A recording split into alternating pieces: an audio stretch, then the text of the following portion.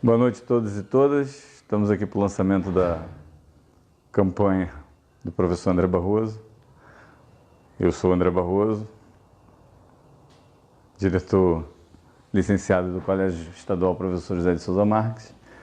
E hoje a gente vai estar aqui trocando ideias acerca da campanha, o lançamento disso, que projeto a gente tem, o que a gente está querendo com isso, por que também, o porquê de lançar uma campanha a deputado estadual, concorrer às eleições, o que isso significa para a educação, para tudo que a gente acredita.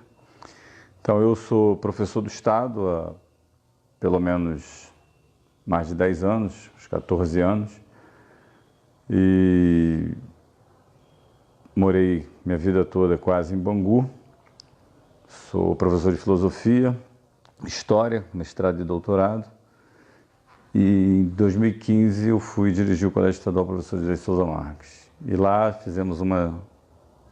temos feito uma gestão democrática e participativa, mas percebemos que em algum momento,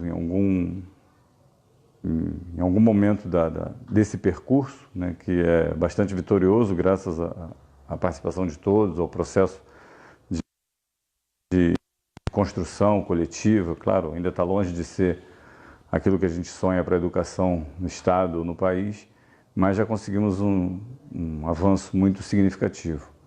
E em algum momento eu percebo que o que a gente fez ali, o que a gente tem feito naquele espaço, não corre o risco, né? Um grande risco de retroceder, caso a gente não faça disso uma política de Estado de educação, e não somente uma ação, uma boa ação dentro de uma unidade escolar. Então, na transição de 2017 para 2018, eu me pego muito angustiado em dar essa resposta, em responder justamente isso. O que a gente faz agora?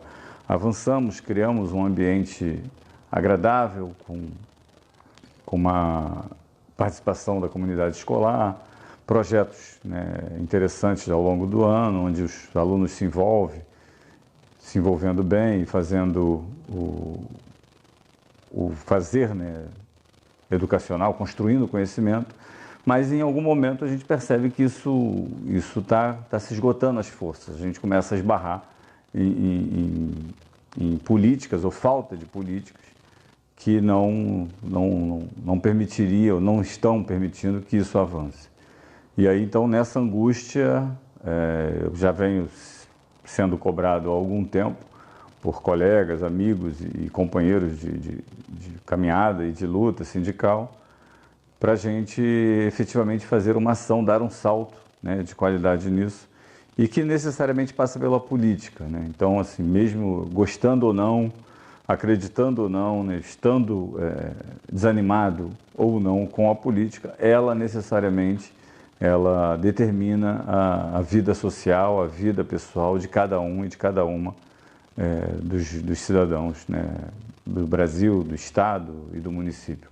Porque é na política que as coisas vão acabar acontecendo. É ali que a gente vai determinar se a verba vai ou não para a saúde, se a verba vai ou não para a educação, se a propina, né, deixa de fazer educação, se os subsídios fiscais dados às grandes empresas vão influenciar diretamente no nosso processo de construção do conhecimento e, mais que isso, pensar a própria política. Uma coisa é você reunir uma comunidade escolar e ali definir um projeto político-pedagógico e uma ação pedagógica para aquela unidade.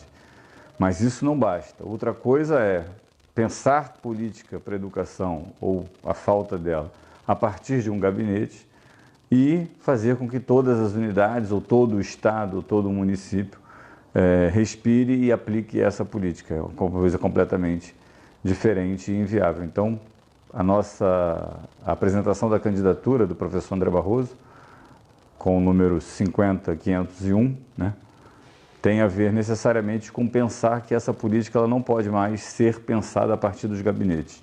Ela tem que ser construída a partir da base. Porque quem é que sabe onde o calo aperta, né, é quem tem o calo. Então, quem é que sabe o melhor para a educação são os atores da educação, aqueles que estão na comunidade. Os pais e responsáveis, professores e direção e funcionários da escola, né, e alunos. Esses atores são quem necessariamente sabe como a educação deve funcionar naquele espaço, e não as políticas que a gente tem visto nos gabinetes, e acabam não são políticas pensadas para satisfazer uma estrutura política e não necessariamente para que essa educação realmente seja efetiva. Então essa é um pouco da história da nossa candidatura, de por que fazer isso, e isso passa necessariamente pela questão coletiva, né? Então não é possível pensar uma campanha para seja qual for o cargo eletivo, e mesmo não precisa ser um cargo eletivo de representação no parlamento, mas também uma gestão de direção de escola, de direção de secretaria, seja qual for o cargo público que você exerça, ele não faz sentido se ele não for pensado do ponto de vista da coletividade. Para mim, qualquer ação política na sociedade, para que ela possa ter resultados, né, satisfatórios para a comunidade, ela tem que ser pensada do ponto de vista do coletivo, porque é só o coletivo pensando que a gente pode necessariamente transformar a realidade. Uma boa ideia, né, individual, ela pode ser uma grande ideia, vai continuar sendo uma boa ideia, mas vai ser só isso. Ela não vai ser transformadora, ela não vai ser, se ela não for abraçada pela maioria daqueles que ali trabalham, daqueles que ali estudam, daqueles que ali convivem. Então isso é um projeto, por isso então pensar coletivamente é um projeto que passa necessariamente por uma transformação social que não vai, certamente, vai de encontro, né, ao pensar que a política como a gente tem hoje, né, o cargo político, o cargo eletivo, ele é necessariamente da pessoa, e foi eleito e vira o deputado, e daí em diante, ou o vereador, seja lá qual for o cargo eletivo, e daí em diante ele não tem nenhum contato com a comunidade, não tem nenhum contato com o coletivo, e só volta ali a cada 2 anos, a cada 4 anos ou a cada legislatura, quando ele tem que voltar para pedir votos para continuar. Então a ideia do coletivo dá para fazer, né, que a gente acabou construindo em torno dessa candidatura, tem a função justamente de pensar a política de uma forma completamente diferente. Ela tem que ser pensada, gestada, implementada e projetada a partir da coletividade, a partir da comunidade, a partir daqueles grupos que sofrem as consequências de uma má administração, de uma má política, de uma característica, que é o que a gente vê na maioria das esferas que a gente tem de comunidade, né, que você vai conseguir um exame médico se você tiver um contato com fulano, e é fulano que consegue, e a gente sabe que não deve ser assim. Então a ideia que a gente tem é que essa projeção ela passe necessariamente para a esfera da sociedade. Então não dá para a gente pensar, não dá para tocar uma sociedade, um país, um estado como o Rio de Janeiro, sem que isso seja levado em consideração. Então uma das bandeiras, né, básicas dessa candidatura é que a gente consiga, na sociedade, instaurar coletivos de luta e de transformação nos mais diversos pontos da sociedade, para que esses coletivos, ali sim, se pense a política, se pense em investimento, se pense a destinação da verba, se pense a aplicação e a fiscalização dos recursos públicos, porque senão não adianta. Não adianta a gente fazer um conselho, por exemplo, como a gente tem aí, Conselho de Saúde, Conselho de Educação, mas é um conselho meramente consultivo que não vem para pensar a política. Então, se por menor que seja a ação pública, ela tem que ser levada de acordo ou em consonância com o que a comunidade pensa para aquilo. Então, não adianta eu implantar um projeto pensado a partir de um gabinete, a partir de uma estrutura isolada, e eu achar o que é melhor para a comunidade. Então isso não vai funcionar. Então por isso o motivo dessa campanha, né, a forma como ela se organiza é coletivamente, é pensar todo o projeto a partir do coletivo. Então Inclusive o projeto, né, o nosso projeto ele é construído, está sendo construído a partir com formações e de políticas que cada grupo com os quais a gente se relaciona começa a produzir, começa a construir, começa a transformar isso em realidade. Então é essa que a gente está pensando em fazer. Professor André Barroso, já temos uma pergunta aqui. Quem fez foi a Deise Oliveira. Boa noite, candidato André Barroso. Como pretende contribuir para superar os graves problemas da desigualdade social, da irresponsabilidade ambiental, das várias violências e dos preconceitos? São 4 perguntas interessantes, né, Deise? Valeu. Obrigado aí. Boa noite, Deise.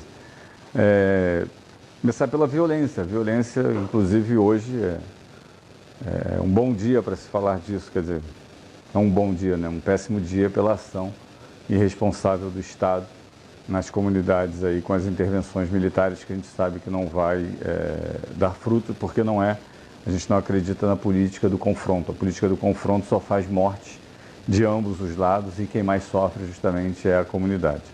Então a questão da violência ela passa necessariamente pela educação, né? Darcy Ribeiro falava há décadas atrás, né? Se a gente não investe, faltará dinheiro para presídio. E aí está dado, é justamente uma política completamente equivocada, a política do confronto. A questão da violência, desigualdade social e educação, elas estão relacionadas diretamente. Então, se você não investe em educação, não investe em políticas culturais, em ações, em produção de trabalho e renda para as comunidades, para a juventude que a gente tem, que inclusive representa 82% dos jovens, né, estudantes de escola pública, certamente o resultado vai ser esse. O resultado final é justamente o preconceito, a desigualdade social e o massacre dos jovens, né, que hoje representa aí 56 mil jovens mortos por ano no Brasil, números que desafiam qualquer país em guerra civil. Se comparado com a Síria, por exemplo, a gente consegue matar mais jovens. E certamente esses jovens, né, a maioria desses jovens, vai ser jovens negros, né, das nossas comunidades. Então, é uma coisa que não é algo que a gente tem que resolver a partir das forças policiais. Isso é uma coisa que a sociedade tem que realmente repensar a sua própria estrutura e repensar a sua própria ação de construção de sociedade. Toda vez que a gente guetiza, que a gente exclui um grupo, certamente essa exclusão ela vai se tornar necessariamente uma bola de neve que vai voltar para a sociedade. Então, não adianta a gente pensar na política do confronto como uma política para resolver o problema da violência no Estado. Porque não inclusive a gente sabe, já é de cadeira e não é de hoje que a gente tem essas informações, que o tráfico de drogas, que o tráfico de armas, que o crime organizado, ele termina na comunidade carente, termina na favela, mas ele começa exatamente nas grandes corporações, no parlamento, né? Então são parlamentares, né? Não faz muito tempo, né? A memória deve estar bem fresca, o helicóptero do Zezé Perrella, né? Pousando num heliporto em Minas Gerais, com não sei quantas toneladas, quantos quilos de cocaína dentro do helicóptero. Então, né, já dizia o Mano Brown, né? Não vem na favela não tem porto, nem cais, nem aeroporto, né? Então, isso aí não é ali que as coisas começam, né? Ela termina ali e muitas vezes, a maioria das vezes, vai terminar mal, como a gente está vendo a operação policial hoje no município do Rio de Janeiro, né? Nos complexos de favela da Penha e do Alemão e da Maré, cujo resultado são mortes de todos os lados. Acabaram de relatar aí a segunda morte do militar, né? Comando Militar do Leste, anunciou às 18 horas o segundo militar morto. Então morre de todos os lados, mas quem morre mais, sabemos, é a comunidade, não tem jeito. Então a campanha, e aí isso aí vai passar necessariamente pela educação. Agora, óbvio, Deise, não é uma não é algo que você resolva da noite para o dia. A gente também tem que estar acostumado, e mal acostumado, na verdade, a achar que essas ações elas começam e terminam em 2 anos, né? Então, qualquer política para reverter o quadro de descaso que a gente tem na nossa sociedade, ela não tem não durará menos do que 10 anos. Em educação, você não vê resultado em menos de 10 anos. Então, qualquer ação que a gente pensar hoje, ela tem que ser pensada de longo prazo. Então, tem que ser algo... Agora, infelizmente, a gente tem que trabalhar, a gente tem que... É como se a gente tivesse que consertar um carro em movimento, né? Então, ele vai parar a qualquer momento, mas você tem que consertar para ele continuar andando.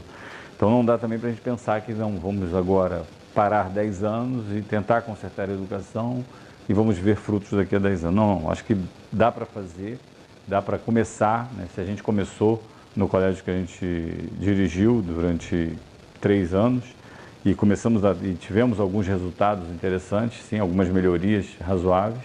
Então é possível a gente começar a fazer com que a coisa funcione, mas isso não é uma política que dará resultado imediatamente. Infelizmente, a gente tem no nosso estado a lógica política, a lógica de administração que a gente tem, tanto a nível federal como a nível estadual e municipal não é diferente, é de pensar que uma política ela é uma política de governo, né? De um período eleitoral. Então tem 4 anos de mandato, e nesses 4 anos eu vou fazer a política de educação no estado. Depois, se eu conseguir reeleger, eu continuo essa política, mas normalmente não é assim que se pensa. Então essa política, não só para a educação, para a saúde, para a segurança pública, para trabalho, tem que ser política de Estado. Temos que pensar enquanto Estado. Não importa quem esteja governando, as ações de educação elas devem se manter, né, vivas e construídas e andando, independente do governo que ganhe essa eleição. Então isso também a sociedade tem que começar a se organizar para que a gente possa fazer com que essas coisas valham não o que um governo quer ou o que um partido político quer ou uma coligação quer. A maioria da população. Então assim que a gente deve trabalhar. E isso, claro, demanda tempo, demanda projeto, né? Não dá para... Eu estava num encontro, lançamento do filme Nunca Me Sonharam, que a nossa escola participou, e eu via do ministro da Educação que qualquer política de educação que se produza no nosso Estado, né, quando se pensa em educação no nosso Estado, isso é fala do ministro Giannini, do ex-ministro Giannini, é da boca para fora. Então, quando um ministro, né, consegue ir a público e falar que qualquer política de educação é feita da boca para fora, é pensada da boca para fora, não dá mais para a gente acreditar que se possa ter qualquer coisa que melhore a nossa qualidade, porque quem é a esfera maior de comando da educação no país, né? O ministro da Educação, acima dele só o presidente, pensa que isso é uma política, um blefe, né? Não é algo que se acredita, realmente não vai dar. E aí isso tem a ver necessariamente com gestão, né? Gestão pública, né? São 3 pontos básicos, né, de gestão. Acreditar no que faz, né? Conhecer a comunidade onde a sua gestão, o seu espaço de administração está colocado e trazer o coletivo, pensar democraticamente, pensar coletivamente os projetos para aquela região. Isso aí a gente não vê em lugar nenhum, não vê em esfera de governo, não vê em mandatos, né? Tanto executivos que a gente tem visto por aí, a gente não vê essa lógica funcionar, muito pelo contrário.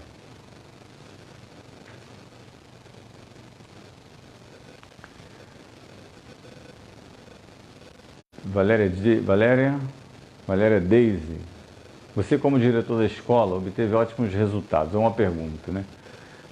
Isso se deve a uma gestão participativa e democrática, mas como fazer com que isso deixe de ser uma experiência isolada e se torne uma política de Estado para a educação? Legal, Valéria Daisy, importante a pergunta. É o que eu começava falando na apresentação, né? A nossa angústia, né? A angústia minha e depois do coletivo que se construiu em torno desse projeto, era justamente fazer com que isso deixasse de ser uma boa experiência. Você fala dos bons resultados. Tivemos avanços significativos, não são maravilhosos, porque também a escola não é uma ilha ela está inserida necessariamente nessa sociedade, com os problemas que a sociedade tem, e a gente vai respirar necessariamente esses problemas também. Mas a gente deixou, de 2014, a gente tem uma publicação, um capítulo num livro que a gente mostra a evolução do desempenho, né, dos nossos estudantes. E a gente passou de uma taxa de reprovação, né, de 60% para 25% em 2017. Então, de 2014 a 2017, né, finalizando 2016, a gente passou de 60% de jovens retidos numa série para 25%. Claro, esses jovens aprenderam, né, esses jovens melhoraram seu desempenho. Isso é um outro debate, mas a gente consegue medir, né, mensurar um projeto que era completamente equivocado, que não dava resultado, e começa a dar resultado. E aí como é que isso funciona? Por que isso começa a dar resultado? É que o projeto, a proposta, ela tem necessariamente que fazer com que esse espaço de educação seja um espaço agradável. Então isso aí é uma forma de, na verdade, não é pagar uma dívida com o passado, mas na verdade é trazer um passado e tentar fazer com que ele hoje espelhe uma nova ação. O que eu quero dizer com isso? Esse passado me chama a atenção, porque eu tô nesse lugar de fala quando eu, estudante de ensino fundamental e depois de ensino médio, de escola pública, e lá via que o espaço escolar não era um espaço agradável. E aí eu consigo hoje transpor, né, essa minha realidade para o local onde eu começo a fazer uma gestão de educação. Então, eu começo a pensar que aquele André, que lá na década de 80 olhava a escola com essa desconfiança, é o mesmo André que hoje estão nas escolas, né, públicas estaduais, estão no Colégio Estadual Professor José de Souza Marques. Então, pensar que esse espaço escolar ele tem que ser agradável. Pode ser um sonho, um romantismo, uma ilusão, mas ninguém consegue educar se não estabelecer relação. Então, acho que o primeiro passo para a educação é estabelecer relação. Você consegue chamar a atenção do jovem para você, depois você ensina. E a gente tem uma política, acho que isso aí passa também necessariamente por repensar o lugar de poder, não só da direção, da Secretaria de Educação, mas também do professor na sala de aula, de pensar que aquele espaço ali, ele primeiro tem que ensinar, mas a gente está com a cabeça de que tem que ser automático, o cara tem que sentar numa sala de aula e tem que querer. E se ele está ali é porque ele tem que aprender português, matemática, logaritmo, sei lá o que a gente tem a ensinar. Mas se você não estabelece relação com esse jovem, certamente você não vai fazer educação. E como é que a gente faz isso? Como é que muda isso? Isso tem que virar política de Estado, tem que virar uma política, como você bem falou, não pode ser um fato isolado de uma comunidade escolar. E eu também tenho certeza que não é só uma comunidade escolar. Temos vários diretores, várias escolas que fazem projetos fantásticos. O que a gente precisa primeiro já é um passo nesse caminho de fazer com que isso se torne uma política de Estado. Fazer com que essas experiências circulem, né? Fazer com que esses gestores, esses professores, esses estudantes circulem e troquem experiência. E vejam o que funciona em cada lugar para que isso possa realmente ser levado, né, como experiência para outros lugares. E aí parar com aquela coisa de que a gente pode formar o outro, né? Isso falando para a formação de professores, ou para a formação geral, formar o outro a partir dos gabinetes. Não, acho que o local de formação tem que ser o ambiente escolar. Então, no próprio ambiente escolar, a gente consegue produzir políticas de formação onde, né, esses professores, esses gestores sejam, né, qualificados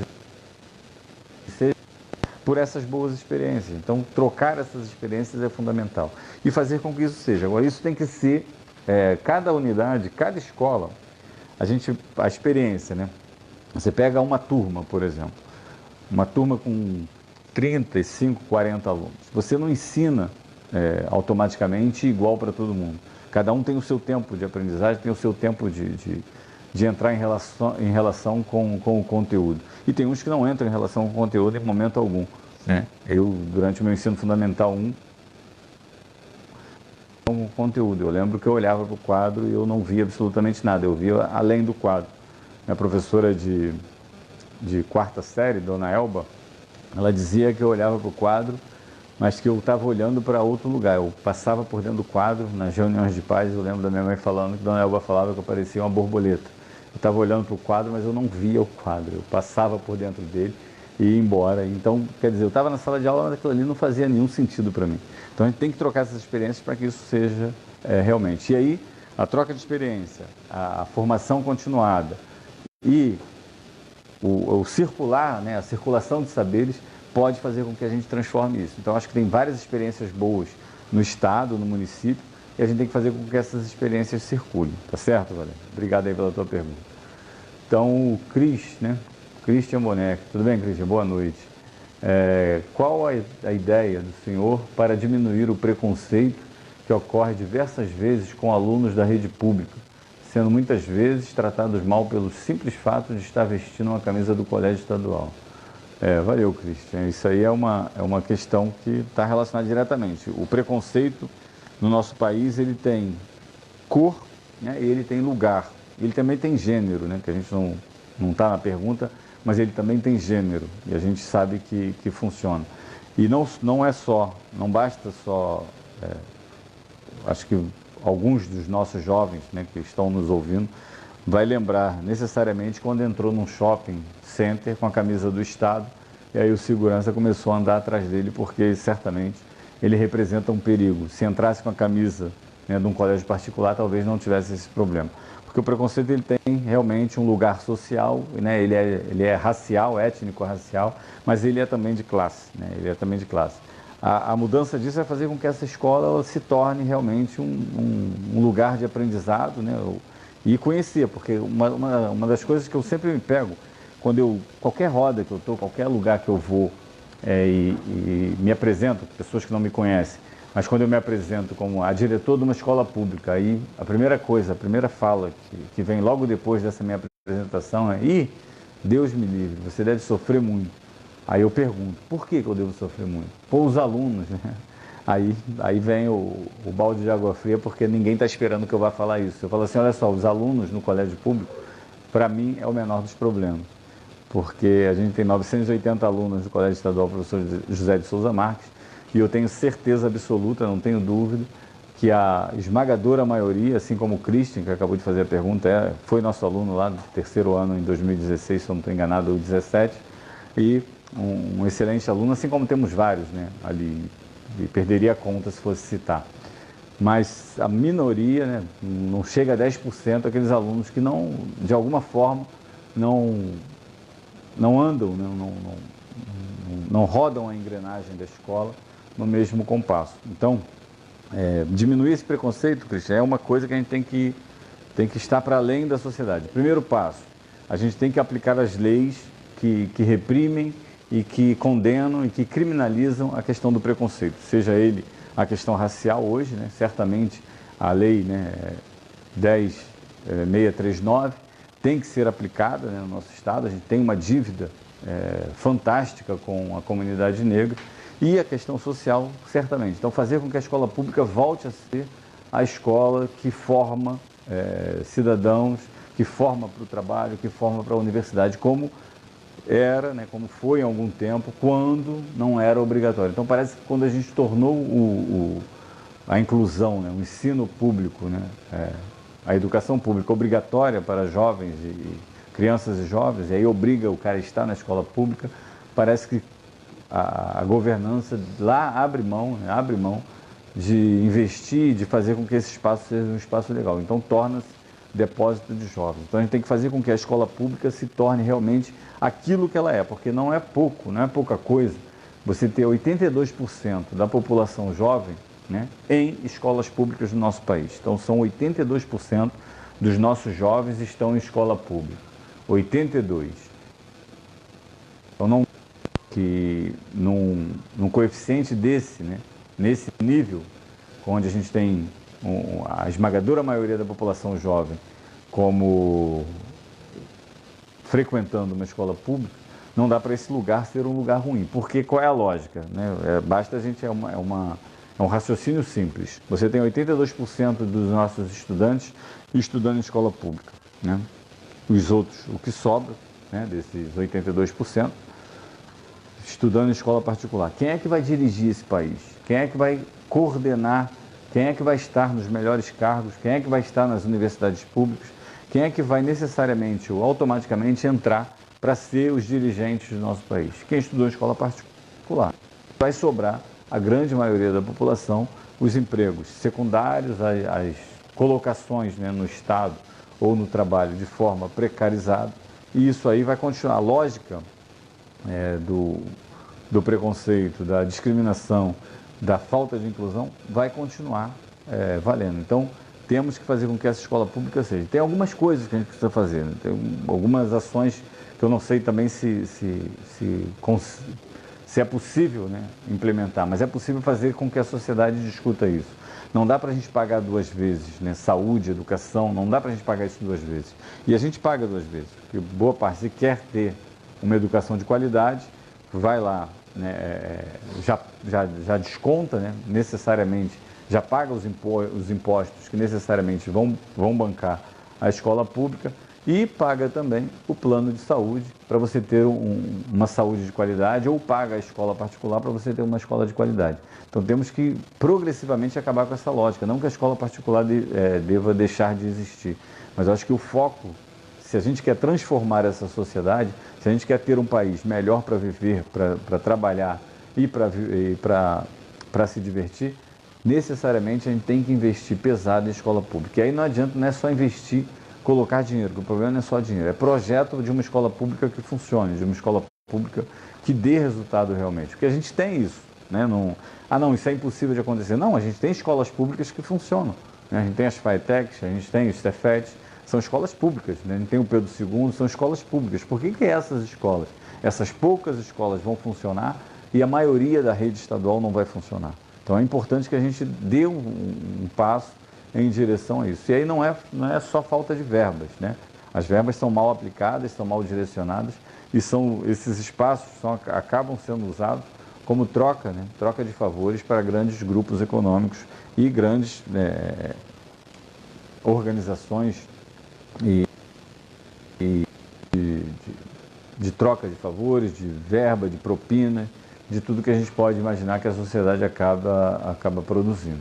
Mas então a solução para isso é fazer com que a escola pública seja necessariamente um lugar de produção de conhecimento e um lugar, né, de investimento com infraestrutura, com valorização profissional, né, com valorização pessoal, né, de trabalho, com funcionários, né? Não dá para você ter uma escola pública hoje que você não tem porteiro, né? Você não tem inspetor de alunos, você não tem coordenação pedagógica, orientação pedagógica, nada disso você tem numa escola, e você acaba tendo que fazer milagre. Então não dá para a gente continuar fazendo milagre. As experiências boas, elas acontecem, porque é importante que elas aconteçam, mas não dá para você abrir mão de que esse espaço tenha necessariamente aqueles atores que precisam estar ali para que aquilo funcione bem. Tayane de Souza.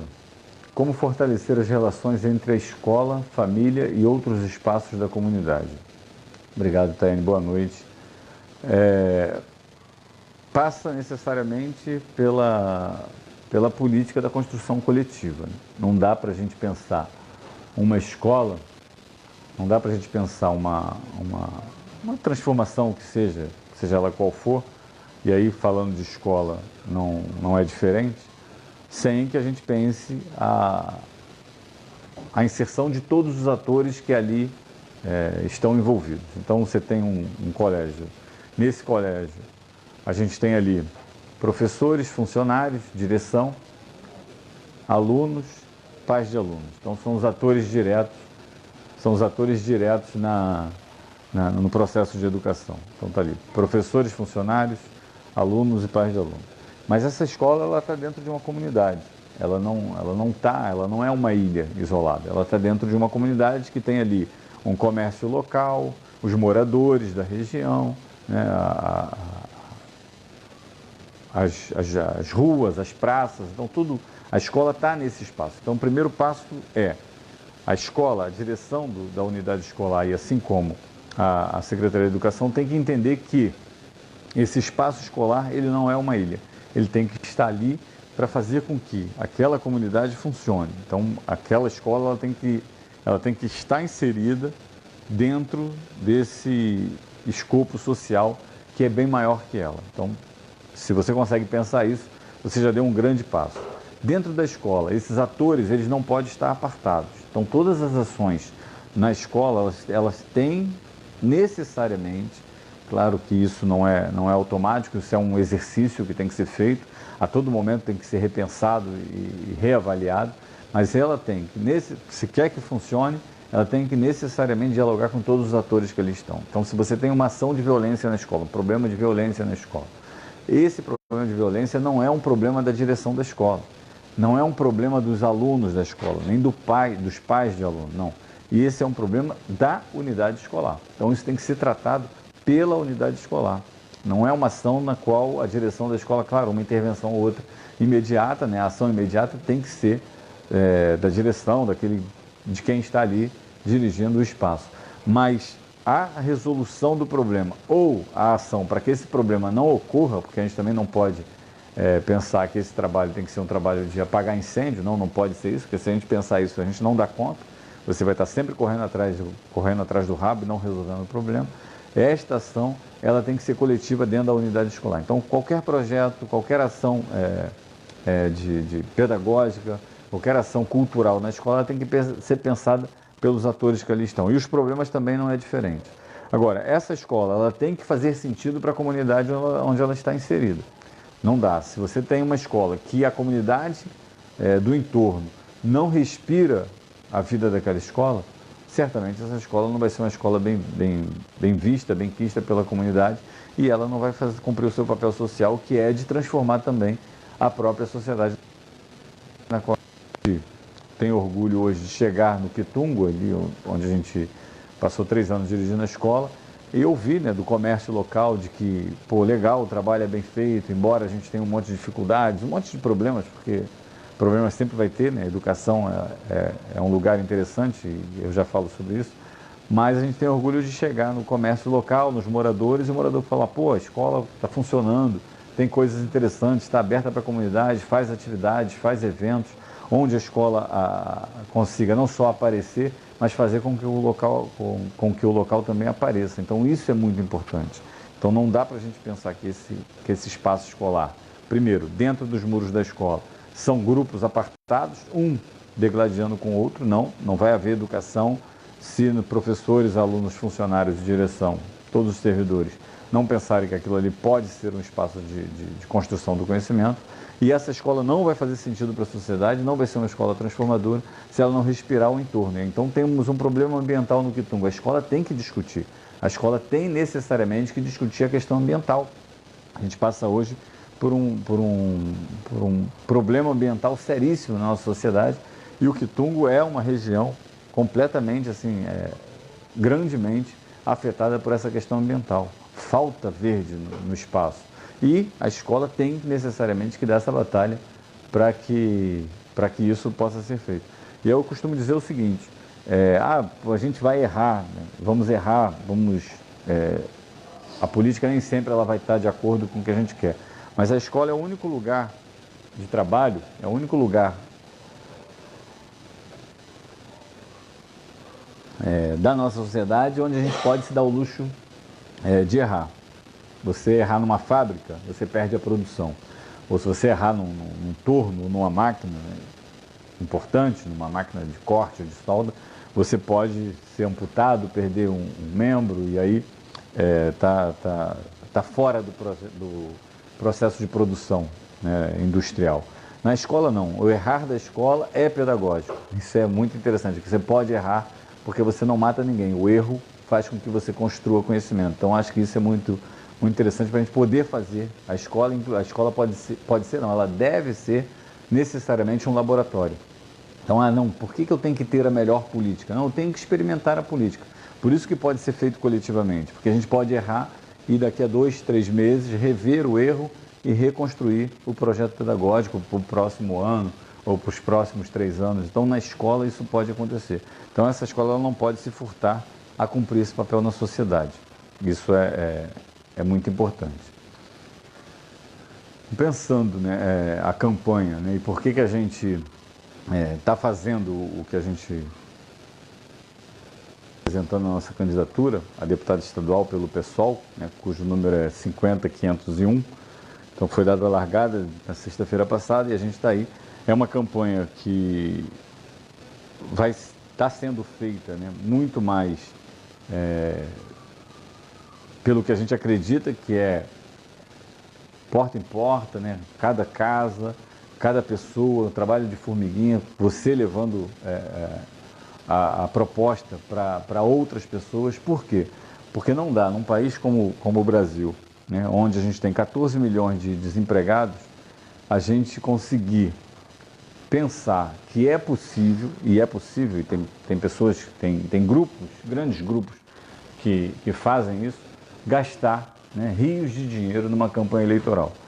Então a nossa campanha ela tá a marca, né, a marca fundamental dela, não só porque a gente quer, porque isso também é um projeto político, não é só uma falta de dinheiro, mas também por falta de grana, porque a gente não é nenhum desses candidatos que estão por aí, que despejam dinheiro nas campanhas, e vai ser eleito muito mais pelo dinheiro que investiu na campanha do que pelos projetos e pelas propostas que apresentam e que já levaram a cabo. Então a gente quer que essa campanha seja uma campanha limpa no sentido de uma campanha não sujar, né, produzir o mínimo de papel possível. Então é muito mais discussões, né, rodas de conversa, comícios familiares, reuniões de grupos. Então você aí está convidado a organizar o seu grupo, a organizar a comunidade para que a gente vá lá trocar ideias. E não necessariamente para abraçar a campanha, mas principalmente para discutir, para fazer uma campanha propositiva, né? Então a gente tem 2 tipos de campanha eleitoral e os 2, né, vai mostrar o que a gente quer e de que forma a gente vai gastar os recursos. A gente tem a campanha de persuasão, que é o que a gente tem visto por aí, que as pessoas têm que provar para vocês que eles são bons e que você deve votar neles para que eles sejam eleitos.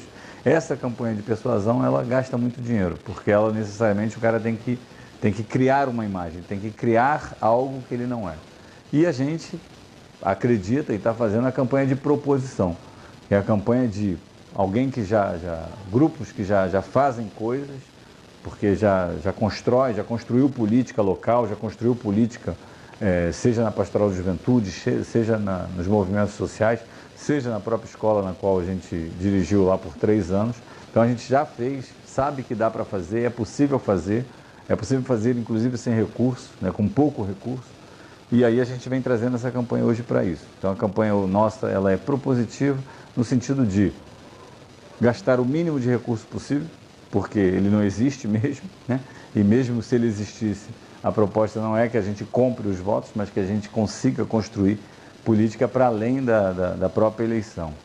E aí isso vai estar certamente no formato da campanha que a gente quer construir, né? Que é a proposta coletiva, o trabalho de formiguinha, o trabalho de base, ir às comunidades, ir ao encontro, né, daqueles que precisam, porque a gente tem também a ideia de que o candidato leva as propostas para a região. Não. Nossa posição é muito mais ouvir do que necessariamente falar alguma coisa. Então, onde a gente vai, a gente está ouvindo, está construindo política, está vendo o que a comunidade precisa, o que a comunidade quer que seja feito, de que forma que isso pode ser feito, porque também a gente tem atores fantásticos nas mais diversas esferas sociais nas quais a gente está frequentando, e a gente tem todo esse material para que a coisa dê certo. Ela só não dá certo porque a gente não tem política, né?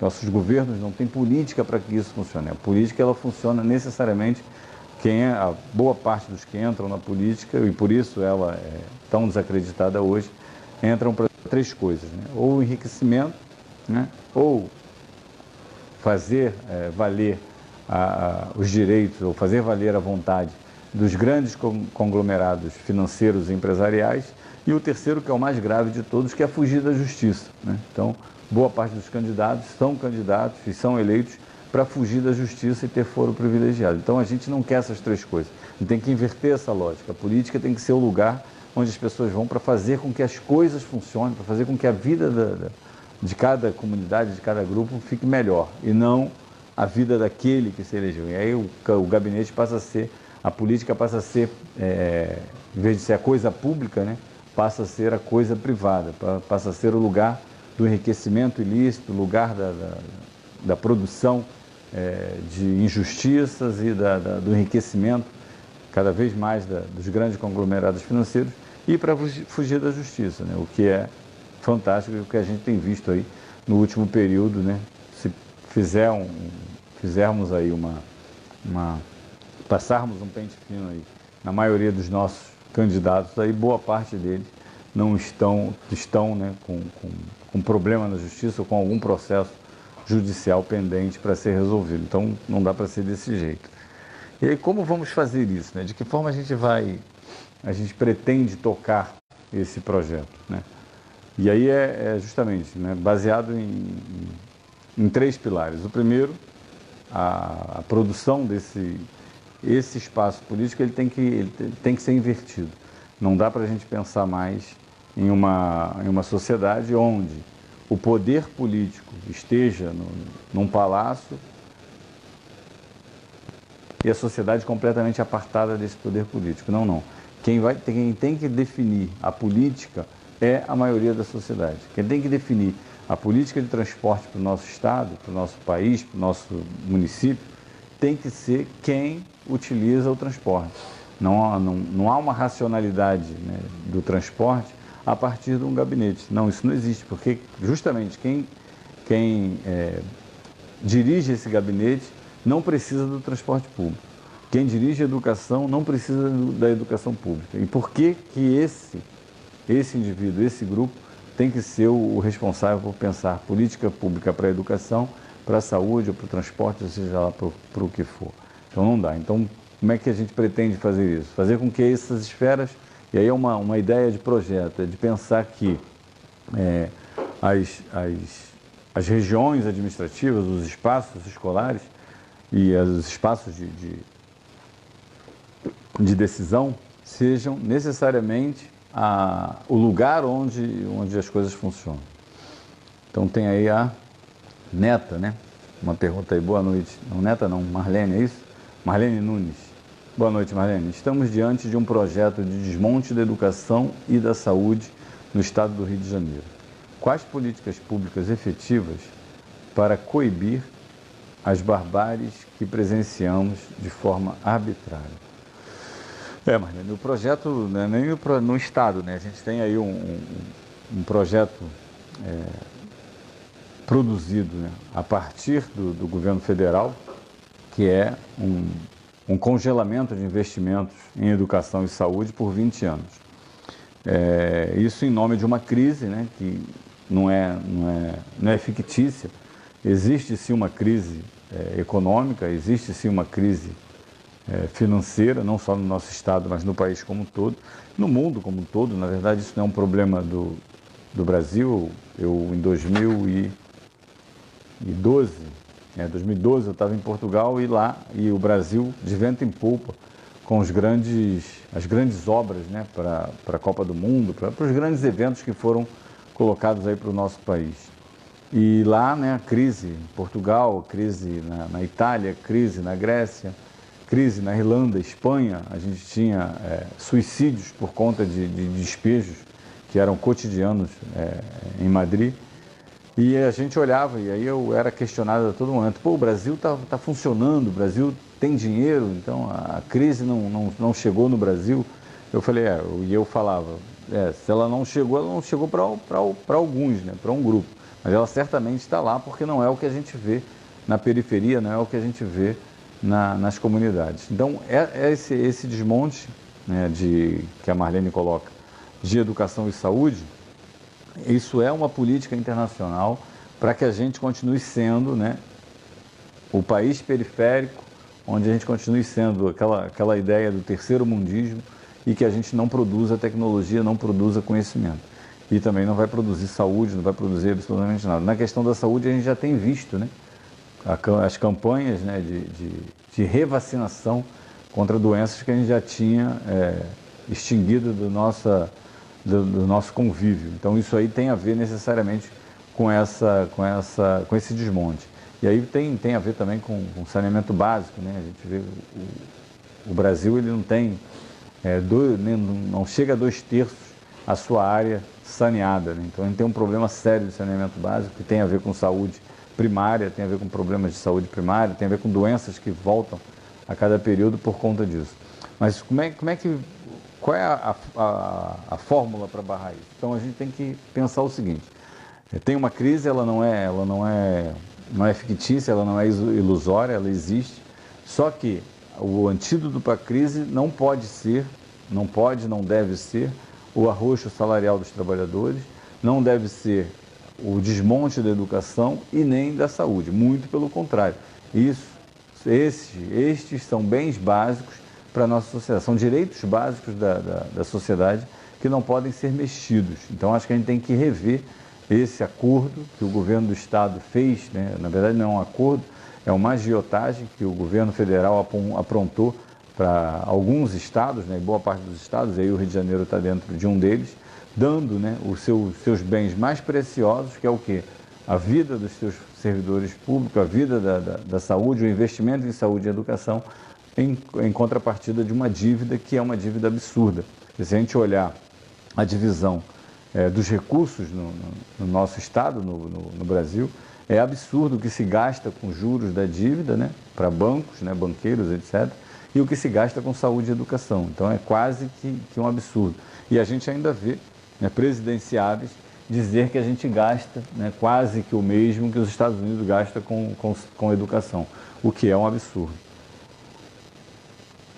Então o primeiro passo para rever isso, para coibir ou para acabar ou para destruir de vez essa política e não aceitar, é rever esse acordo absurdo que o governo do estado, o desgoverno Pezão, fez com o desgoverno Temer. Então não dá para a gente aceitar. Então isso tem que ser revisto, tem que ser repensado, não pode ser cumprido um acordo dessa natureza, porque esse acordo vai interferir diretamente no projeto de educação, vai interferir diretamente no projeto de sociedade que a gente vai ter para os próximos 10 anos. Então a gente vai precisar de mais 20, 30 anos para chegar a um nível, não bom, mas um nível regular de educação, de saúde, de distribuição de renda. Então, a primeira coisa é rever isso. Segundo, é pensar que os recursos públicos, eles têm que estar a serviço desses bens básicos, desses direitos básicos da população. Então, não dá para um estado como o Rio de Janeiro, que se diz que está em crise, continuar dando subsídios fiscais para grandes empresas, para grandes conglomerados industriais do nosso estado. Então tem que rever essa política dos subsídios, tem que rever essa política de pensar essa sociedade de outra forma, porque não dá para ser desse jeito. Então essas são duas coisas que a gente pode fazer. Isso uma Assembleia Legislativa pode e deve fazer. E aí também pensar o próprio gasto com o Legislativo, o próprio gasto com fundo eleitoral, com um monte de outras coisas que a gente pode pensar, porque se a gente não tem educação e saúde, que é básico, a gente não pode estar gastando com outras coisas. Sérgio Leandro. Boa noite, Sérgio. Professor, boa noite. O ensino médio precisa de reforma, mas é essa a reforma do Temer que é a ideal? Valeu, Sérgio. Boa pergunta. A gente conversava um dia desse, e aí o Chico Alencar falava que a gente tinha que rever até as nossas nomenclaturas, né? Porque reforma, né, é uma coisa boa e ela acaba confundindo, né? Você reformar alguma coisa é legal, você vai reformar a tua casa, é interessante que você reforme a casa. E aí a gente coloca a palavra com um cunho profundamente negativo. Então, na verdade, o que o Temer fez é uma contra-reforma, né? Não uma reforma, uma contra-reforma. É algo que vai de encontro àquilo que a gente pensa para a educação. Por que isso vai de encontro e é uma contra-reforma? Primeiro, pela forma como foi produzido, né? Uma reforma que se preze, ela não pode ser produzida por decreto, ela tem que ser discutida. Então, qualquer coisa, a gente acabou de falar aqui, que qualquer coisa numa pequena esfera educacional, numa unidade escolar, ela só vamos ter erros e acertos, ter que acertar no decorrer do processo, ela só vai funcionar se ela for pensada coletivamente. Então, para uma unidade escolar, se há um projeto político-pedagógico ou um projeto pedagógico para aquele bimestre ou para aquele semestre, ele só vai dar resultado. Se ele for pensado coletivamente, não dá para a gente pensar que um grupo, né, a partir de um documento base, faz uma reforma e produz e passa essa reforma para a sociedade como se isso fosse a melhor coisa do mundo. Então não dá para ser desse jeito. Por que não dá para ser desse jeito? Porque a reforma que a gente precisa é autonomia pedagógica das unidades escolares, né?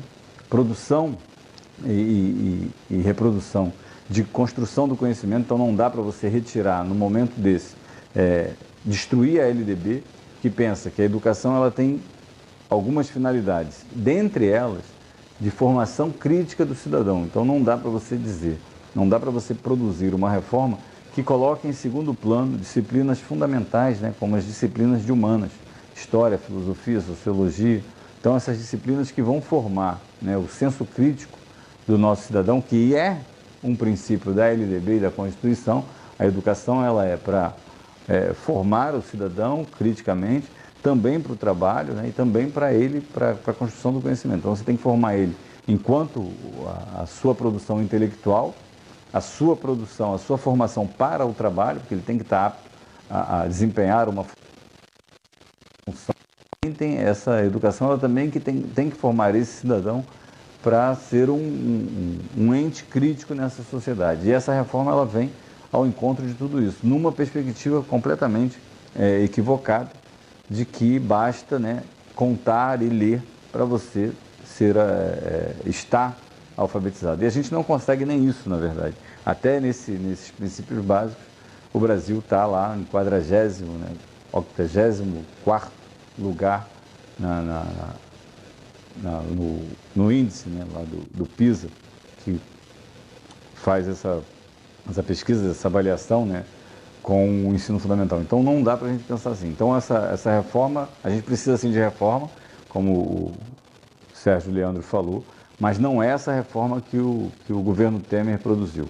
É uma reforma sim que tem que pensar nas unidades escolares, com participação dos atores, daqueles que realmente precisam da educação, daqueles que realmente fazem, né, utilizam a educação para a sua formação. Então, professores, alunos, funcionários técnicos administrativos, direção de escola, comunidade escolar, sociedade, todos nós temos que estar dentro desse caldeirão para discutir o que essa escola precisa, o que essa escola quer ser nessa sociedade. E aí não é uma reforma nos moldes que ela foi produzida, pensando que tais disciplinas não têm importância e que a coisa feita por um decreto também vai funcionar. Certamente não.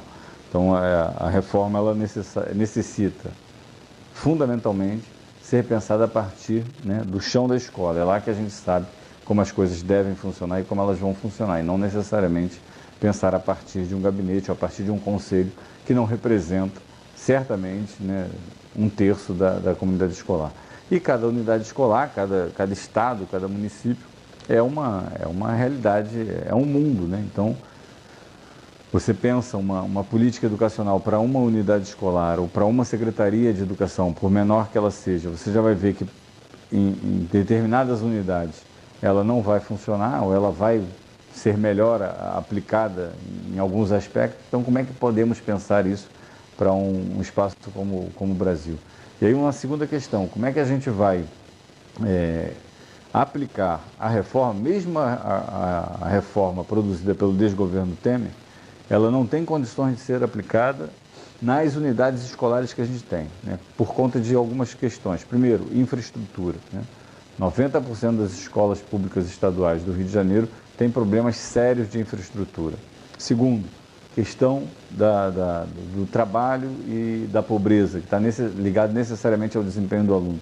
A boa parte dos nossos alunos da rede pública estadual do Rio de Janeiro estudam num turno e trabalham no outro. Como é que ele vai aplicar, né, essa reforma onde o aluno tem que ficar o período todo na escola e fazer um número, né, X de horas aula, que certamente não há condições de fazer porque ele tem que trabalhar.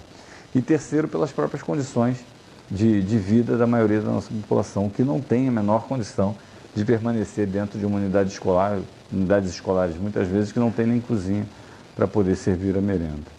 Então, são questões fundamentais para a gente pensar uma reforma que valesse a pena. Tem mais uma pergunta? Matheus Félix. Boa noite, professor. O que você pensa sobre o olhar do Estado para a causa dos idosos? É uma questão importante. A gente vai estar passando, né, vamos passar a ser um Estado idoso, né? Então estamos a passos largos. A nossa sociedade está envelhecendo muito rapidamente, né? E não temos minimamente estrutura para conseguir englobar isso, né? E a gente vê isso aí numa questão simples. Se a gente pegar a infraestrutura, né, das cidades, das nossas cidades, elas não estão adaptadas para a terceira idade. Seja no que diz respeito a transporte, seja no que diz respeito à locomoção, né, básica de sair da sua casa e ir à padaria. Basta você andar pela periferia, não só pela periferia, a Zona Sul também não é diferente, mas periferia fica bem pior. Você não consegue andar 50 metros sem que você encontre uma calçada irregular, ou buracos na calçada, ou falta de calçamento nas vias onde a gente passa. Então, do ponto de vista da locomoção básica, né, de você sair da sua casa e ir comprar o pão na padaria, ou sair da sua casa e ir à praça, você não vê condições do idoso se locomover. E aí tem coisas absurdas, né? Desde calçadas onde você não consegue passar e tem que ir para o meio da rua, por conta de postes no meio da calçada, calçadas pequenas demais, outras grandes demais, mas completamente esburacadas. Então isso é uma questão básica. Ela não atende não só a idoso, não atende a idoso, não atende a deficiente, não atende a criança e adolescente, não atende a ninguém. Então não tem realmente uma política para idoso na nossa sociedade. E aí no que diz respeito a transporte, né, não é diferente, né? Os nossos ônibus, que não são ônibus, né, são chassis de caminhão, na verdade, adaptados para ônibus, porque o degrau cada vez maior é um obstáculo, né? Na verdade quando você vai viajar de ônibus, se você é idoso, então você não vai fazer uma viagem de ônibus, isso é uma corrida de obstáculos, porque para entrar é um problema, já começa a dificuldade aí. E aí todas as nossas estruturas não estão pensadas para idoso, né? O sinal não está pensado para idoso, sinal rápido demais, né? Você começa a atravessar, ele já está piscando para que você tenha que correr. Nossa população não está preparada para isso, então não está preparada para respeitar, né, essa dificuldade, respeitar esse tempo, né, que é um tempo maior necessariamente para quem já atingiu, né, a melhor idade.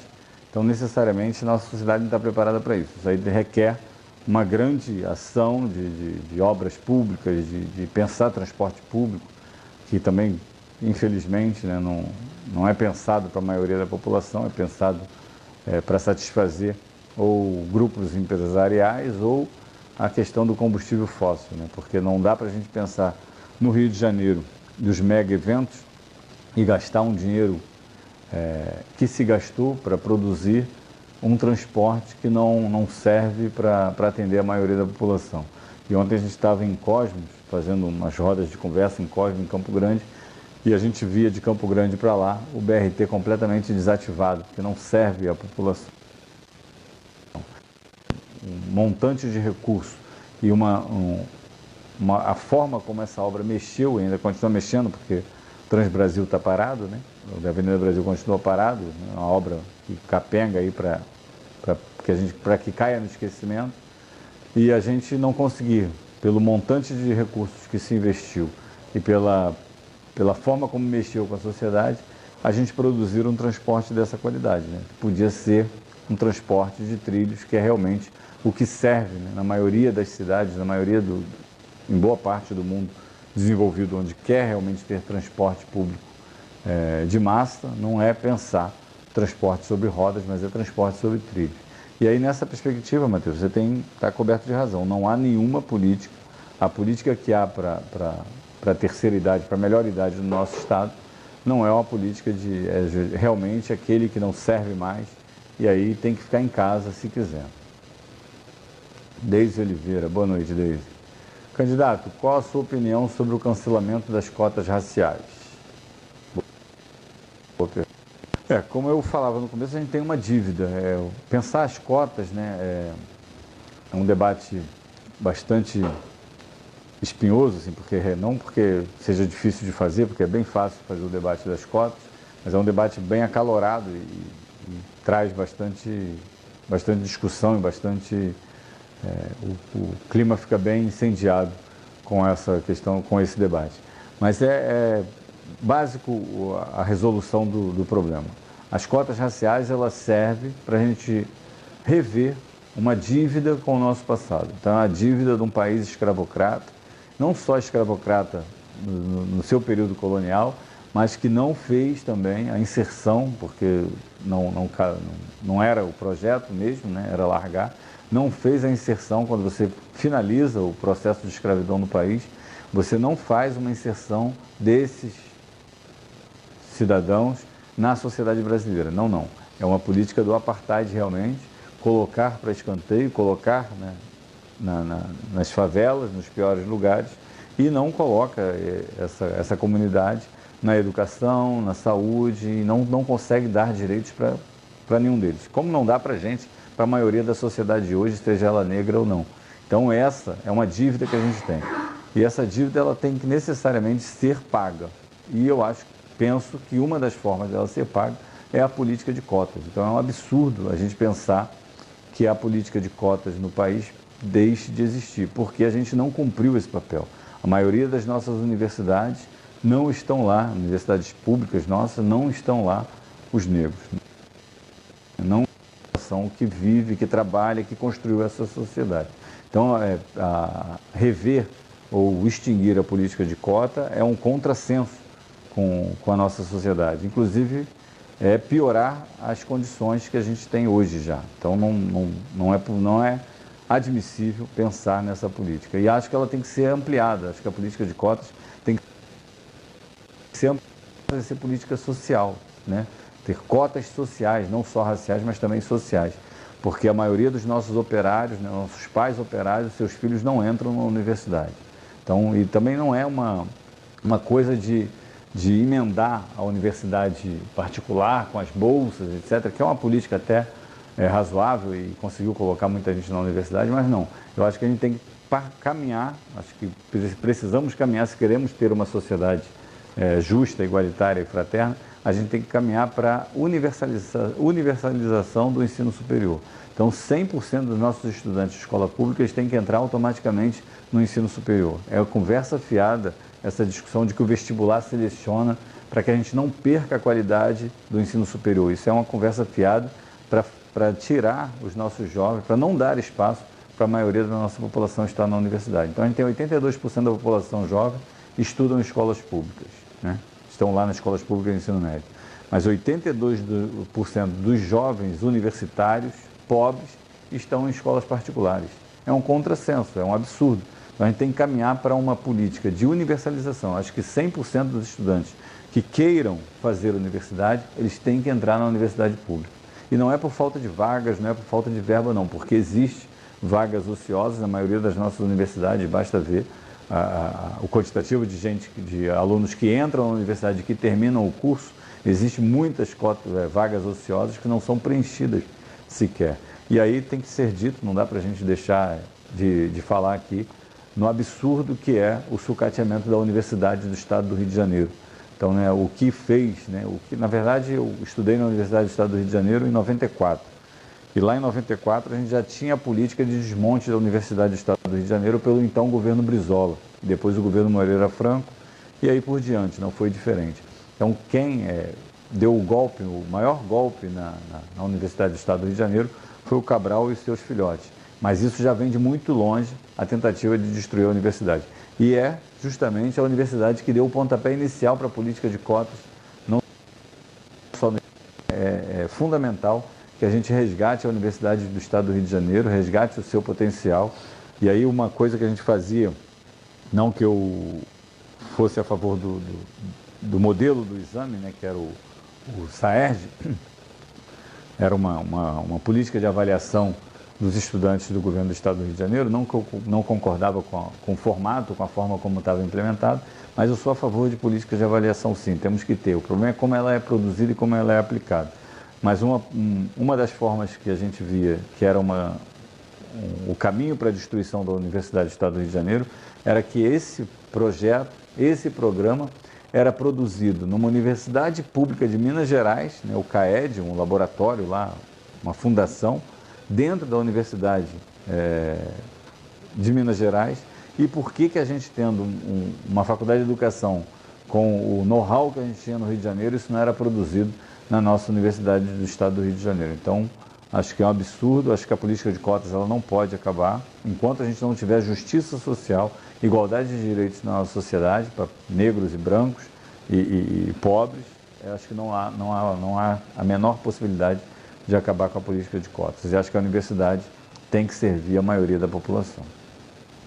E pensando nisso, né, a gente tem que rever, né, não só a política de educação do ensino superior para a Universidade do Estado do Rio de Janeiro, mas também com as nossas universidades públicas federais, né?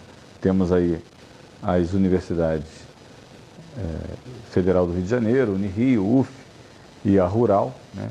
Universidades fundamentais para a nossa produção, mas que vêm a cada ano recebendo menos recursos, tendo políticas mais de arroxo, né? Não só de salarial, mas também de funcionários. De ver o que a gente passa nas escolas públicas de ensino médio, também os reitores das universidades públicas federais e do Estado do Rio de Janeiro não é diferente, percebe essa falta de funcionário, e isso faz com que a gente não tenha realmente um projeto de país para produção tecnológica, para a formação de cidadão e para a formação da própria construção do bem maior que é, né, essa sociedade justa e fraterna. Então, o que é o projeto coletivo? O que é isso? Por onde passa necessariamente esse projeto coletivo? É pensar que essa sociedade ela só pode melhorar se a gente fizer com que aquilo que a maioria da população pensa, produz e deseja seja necessariamente o que passe diretamente pelas esferas de poder. Então não dá para a gente pensar um projeto de sociedade que não passe fundamentalmente por a construção coletiva da política, né? A construção coletiva da saúde, da educação, né? Do bem-estar, do lazer, né?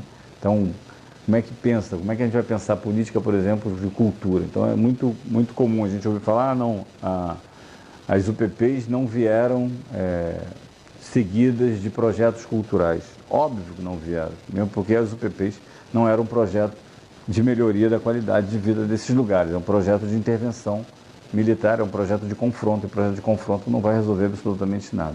Mas por que também não se pensa cultura para a sociedade? Porque incorremos no mesmo erro de achar que um projeto ele vai ser bem sucedido se ele for pensado a partir da aristocracia cultural e lançado na sociedade para que a sociedade beba e produza aquele projeto. Não.